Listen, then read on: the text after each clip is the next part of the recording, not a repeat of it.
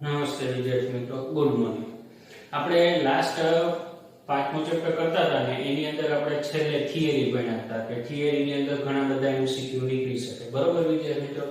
હવે પાંચમા ચેપ્ટરની અંદર મોસ્ટ ઓફ શું છે? પાઈ ચાર્ટ. બરોબર, પાઈ ચાર્ટ છે, પછી આવૃત્તિ ચિહ્ન વાળા દાખલા છે, બરોબર, અને આલેખ છે. હવે તો એ તો આપણે એમસીક્યુ માં આવી ન શકે, પણ એને આધારિત કોઈ એકાદ બે એમસીક્યુ નીકળે. પછી ખાસ પાંચમા ચેપ્ટરનો લાસ્ટ ટોપિક સંભાવના, એના આધારિત એમસીક્યુ ખાલી જગ્યા આવી શકે. એમસીક્યુ આવે, બરોબર, ખાલી જગ્યા હોય તો નીચે ચાર ઓપ્શન તો આપેલા જ હશે. તો એવા હું અમુક આજે 10-15 સવાલ લઈને આવેલો છું, બરોબર. તો એ આપણે જોઈએ. પહેલો સવાલ, વર્તુળ આલેખને ખાલી જગ્યા પણ કહેવાય. તો શું કહેવાય વર્તુળ આલેખને? હમણાં જ હું બોલી ગયો. શું કહેવાય? પાઈ ચાર્ટ. આપણે થિયરીમાં શીખી ગયા. શું કહેશું? પાઈ ચાર્ટ. બરોબર, એટલે એમસીક્યુ માં તો કઈ છે. સવાલ નંબર 2, વર્તુળ આલેખમાં 20% ખોરાકી ખર્ચ દર્શાવવા વૃત્તાંશનો ખૂણો ખાલી જગ્યા બતાવશો. એટલે કે આ વર્તુળ આલેખ છે, બરોબર. આ વર્તુળ આલેખમાં ખોરાકી ખર્ચ 20% છે. એટલે દાખલા તરીકે આ વર્તુળનું કેન્દ્ર છે, ત્યાંથી આટલું આમ બતાવેલું ને આ 20% છે. તો આ બીજું ભાગ કઈ પણ હશે, આ દર્શાવેલો કઈ પણ હશે, તો આપણે ત્યારે આનો વૃત્તાંશ કોણ શોધવાનો. વૃત્તાંશ કોણ એટલે આ ખૂણો કેટલાનો છે, બરોબર. તો આ વૃત્તાંશ કોણ શોધવાનો છે. તો આ 20% ખોરાકી ખર્ચ છે. કેટલો? ખોરાકી ખર્ચ 20%. તો એનો વૃત્તાંશ ખૂણો કેટલો થાય? એટલે આ ખૂણો શોધવાનો. હવે આખું વર્તુળ એટલે કેટલું થયું? 100%, બરોબર. તો 100% માંથી ખોરાકી ખર્ચ કેટલો? 20% છે, બરોબર. વૃત્તાંશ કોણ કેટલો થાય આખાનો? તો 360. એ આપણે શોધવાનું. તો આનો ક્રોસ ગુણાકાર કરી નાખી તો 20 * 360 ભાગ્યા 100, બરોબર. તો સિમ્પલ છે. જો 20 નો ભાગ કરીએ 2 * 10 36 * 10 100 10 * 10 10 10 કેન્સલ 36 દુ 72. તો કેટલો જવાબ આવશે? 72 આવશે. ખ્યાલ આવ્યો? ફરીથી સમજાવ. વર્તુળ આલેખમાં 20% ખોરાકી ખર્ચ દર્શાવવા વૃત્તાંશનો ખૂણો 72 ખાલી જગ્યા બતાવીશું. તો આ વર્તુળ આલેખ છે. વર્તુળ આલેખમાં આ વૃત્તાંશ એટલે કે ખોરાકી ખર્ચ બતાવેલો છે 20% આખા વર્તુળમાંથી. તો એનો વૃત્તાંશ કોણ શોધવાનો છે. તો વૃત્તાંશ કોણ શોધવા માટે આખું વર્તુળ એટલે 100%, 100 માંથી 20% ખોરાકી ખર્ચ છે.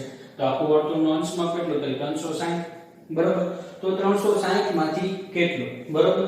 તો 100 માંથી 20 તો 360 માંથી કેટલું? આ સૂત્ર મૂકીને ડાયરેક્ટ અંશમાં મળી ગયું કેટલું? 72 અંશ, બરોબર. ખ્યાલ આવ્યો? પછી ત્રીજો સવાલ.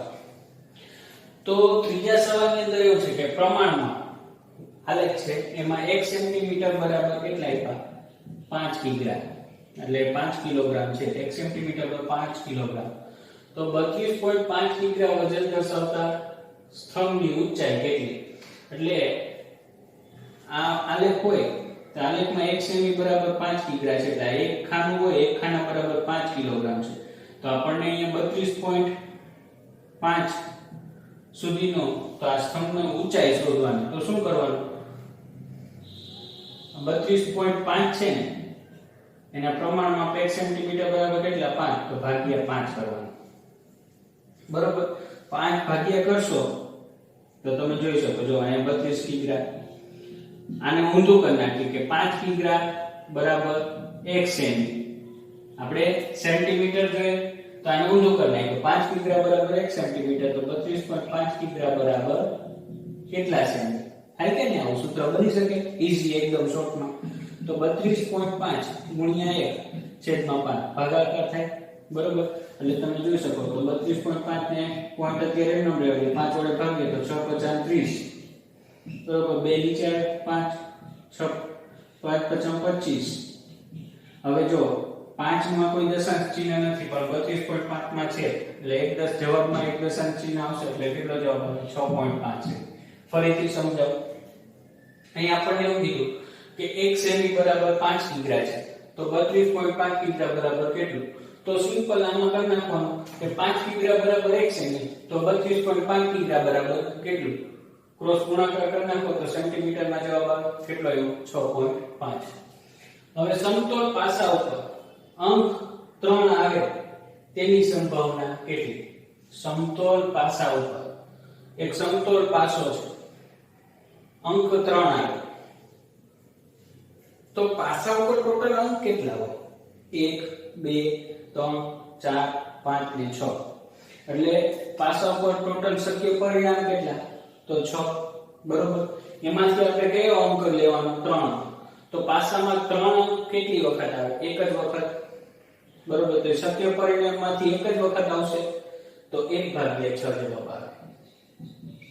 કેમ કે આપણને 6 પ્રયત્ન મળશે. 6 પ્રયત્નોમાંથી 3 આવવાની શક્યતા એક જ થાય. કેમ કે બીજા કોઈ 3 આપેલા નથી. પાસામાં 3 એક જ આવે. બરોબર. એટલે ગમે એમ નાખો તો 3 એક જ વખત આવવાના છે. પણ કેટલા શક્ય પરિણામ છે? શક્યતા 6 છે. એટલે 6 માંથી 1 થાય. ખ્યાલ? બીજી ખાલી જગ્યા જોશો એટલે તમને ખ્યાલ આવશે. બે સમતોલ સિક્કાઓને ઉછાળતા બંને ઉપર છાપ આવે તેની સંભાવના કેટલી?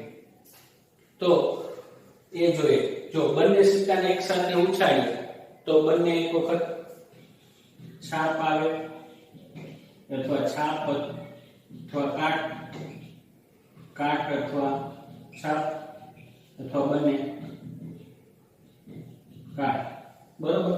એટલે કે બે સિક્કાને એક સાથે ઉછાળીએ તો બંને સિક્કા એક વખત છાપે પડે. પછી બંને પાછા ફરીથી ઉછાળીએ તો એક છાપ પડે ને એક કાટ પડે. પાછા ઉછાળીએ તો બીજો એક કાટ પડે ને બીજો એક છાપ પડે. એટલે બંને ઉછાળીએ તો બંને કાટે પડે. એટલે ટોટલ સંભાવના કેટલી છે? 4. બરોબર. 4 લે. પણ આપણને શું કીધું? બે સમતોલ સિક્કાનો ઉછાળતા બંને ઉપર છાપ આવે. તો બંને ઉપર છાપ આવે એની શક્યતા કેટલી છે? એક જ છે. તો કેટલી? 4 શક્ય પરિણામમાંથી એક જ એવી શક્ય પરિણામ છે કે બંને વખત છાપ આવે. બરોબર. ખ્યાલ આવ્યો? બહુ ઈઝી છે. ફરીથી સમજાવવા ખાલી જગ્યા. બે સિક્કાને વારંવાર ઉછાળીએ કા બે વખત છાપ આવે કા બે વખત કાટ આવે કા એક વખત એક કાટ આવે બીજો છાપ આવે બીજો કાટ આવે ને બીજો છાપ આવે. બરોબર. પણ છાપ આવવાની શક્યતા કેટલી છે? આ બંને સિક્કાને ઉછાળો તો આ 4 શક્ય પરિણામ મળે. બરોબર. એમાંથી છાપ આવવાની શક્યતા કેટલી? એક જ. કેટલામાંથી? 4 માંથી 1. ખ્યાલ? બહુ ઈઝી છે. કોઈ પણ ઘટનાની સંભાવના ખાલી જગ્યાની વચ્ચે હોય તો 0 અને 1 ની વચ્ચે હોય. કેની વચ્ચે હોય? 0 અને 1 ની વચ્ચે. કોઈ પણ ઘટના બને અથવા ન પણ બને. એટલે કે ઘટનાની સંભાવના 0 અને 1 ની વચ્ચે જ આવે. કેમ કે તમે જોઈ શકો 4 શક્ય પરિણામમાંથી એક. તો હંમેશા યાદ રાખવાનું, આ થિયરીમાં પણ આપણે શીખીએ, કોઈ પણ ઘટનાની સંભાવના 0 અને 1 ની વચ્ચે જ આવે. વિદ્યાર્થી મિત્રો, 7ની ખાલી જગ્યા. 52 પત્તાના ઢગમાંથી એક પત્તું પસંદ કરતા તે રાણી હોય તેની સંભાવના. બરોબર. હવે આપણે તાજ એને પત્તા કહીએ. બરોબર. તો એ 52 પત્તા બાટીએ પછી એમાંથી પસંદ કરતા તે રાણી હોય. હવે 52 પત્તામાં ટોટલ રાણી કેટલી હોય? તો 4 હોય. કેટલી હોય? 4 હોય. પણ 52 પન્નામાં 4 રાણી મળવાના શક્ય પરિણામ કેટલા? તો 52 પન્ના એટલે 52 શક્ય પરિણામ. 52 પત્તામાંથી રાણી મળવાની શક્યતા કેટલી? તો 4. બરોબર. તો આ એને શું થાય? સંભાવના. કેમ કે 52 શક્ય પરિણામ છે, એમાંથી રાણી મળવાની શક્યતા કેટલી? 4. બરોબર. તો ભાગ ચાલશે 13 ચોક 52 એટલે આ ઉપર કઈ ન બચે એટલે નીચે 13. જો ફરીથી કહીએ ટોટલ પન્ના કેટલા? 52. બરોબર. 52 શક્ય પરિણામ છે, એમાંથી આપણે રાણી પસંદ કરવાની. તો 52 પન્નામાં રાણી કેટલી હોય? 4. તો 4 રાણી મળશે. બરોબર. શક્ય પરિણામ કેટલા? 4. હવે આનો ભાગ ચાલે કે 4 એકા 4 ને 13 ચોક 52. 4 4 કેન્સલ એટલે કેટલા આવે? 1/13. તો 13 પન્ને આપણને એક રાણી તો મળે છે. 13 પન્ને આપણને કેટલી રાણી મળે? એક રાણી તો મળે. કેમ કે 52 પન્નામાં ટોટલ 4 રાણી હોય. 52 શક્ય પરિણામ થયા, એમાંથી આપણને 4 રાણી તો મળે ને મળે. એટલે 13 પન્ને આપણને એક રાણી મળવાની સંભાવના છે. બરોબર. 8મો ખાલી જગ્યા કે 100 ગુણના પ્રશ્નપત્રમાંથી 101 ગુણ મળવાની સંભાવના શક્ય જ નથી. એટલે સંભાવના કેટલી થાય? 0. 100 માર્કનું પેપર હોય અને એમાંથી 101 માર્ક મળે કોઈ દિવસ ન મળે. એટલે એની સંભાવના 0. સૂર્ય પશ્ચિમમાં આથમે છે આ ઘટનાની સંભાવના. સૂર્ય હંમેશા પશ્ચિમ દિશામાં જ આથમે, બરોબર, અને એક જ દિશા છે, શક્ય પરિણામ એક જ છે, બરોબર, એટલે એની સંભાવના 1 આવે. હવે પાસો, સાપ સીડીનો પાસો. આપણે પાસો ઉછાળીએ ઉપર એકી સંખ્યા મળવાની સંભાવના. તો પાસા ઉપર ટોટલ અંક કેટલા હોય? 1 2 3 4 5 6. હવે એકી અંક મળવાનો, તો પાસામાં ટોટલ 6 અંક છે, એમાં એકી અંક કયો કયો થાય? તો 1 3 અને 5, બરોબર. ટોટલ શક્ય પરિણામ કેટલા? 6. એમાંથી આપણને એકી અંક મળવાના કેટલા અંક મળશે? તો 1 2 ને 3 અંક મળે. ભાગ ચાલે 3 દુ 6, એટલે 1/2 સંભાવના. એટલે કે આપણે 2 વખત પાસો નાખીએ તો એક તો એકી અંક આવે છે, એટલે ટોટલ પાસો ફેંકીએ તો 6 શક્ય પરિણામ છે, બરોબર. એમાંથી એકી અંક મળવાની શક્યતા કેટલી? 3 વખત, એટલે 3/6, એટલે 1/2. એ જ રીતે જો હવે બેકી સંખ્યા, તો 2 4 ને 6 શક્ય પરિણામ કેટલા થયા? 6.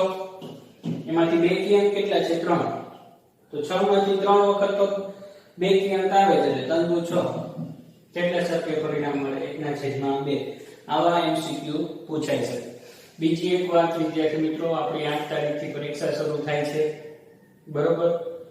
તમે શાંતિથી એક્ઝામ આપજો, બહુ ઉતાવળ ન કરતા, અને ઉતાવળમાં કોઈ બી ભલતા જ એમસીક્યુ સિલેક્ટ ન થઈ જાય, કેમ કે ઓનલાઈન આપણે એક્ઝામ આપવાના છીએ, એટલે શાંતિથી એક્ઝામ આપવાની, ઉતાવળ નહીં કરવાની. અને જ્યારે તમે એક્ઝામ આપતા હોય ત્યારે નીચે પ્રીવિયસ અને નેક્સ્ટ નું બટન હોય, એટલે કે પાછળ જવું હોય સવાલમાં અને પાછળ આગળ જવું હોય તો એ નીચે બટન આવે છે, અને 40 એમસીક્યુ ના આન્સર આપ્યા પછી ઉપરનું ફિનિશ નું બટન દબાવવાનું વિદ્યાર્થી મિત્રો, વચ્ચે કોઈ દબાવવાનું નહીં. જો ભૂલથી વચ્ચે ફિનિશ નું બટન દબાઈ ગયું તો તમારી એક્ઝામ ત્યાં જ ઓવર થઈ જશે. એટલે 40 એમસીક્યુ ના આન્સર આપી દેવું, પછી જ ફિનિશ નું બટન દબાવવાનું. પરીક્ષા માટે બેસ્ટ ઓફ લક વિદ્યાર્થી મિત્રો.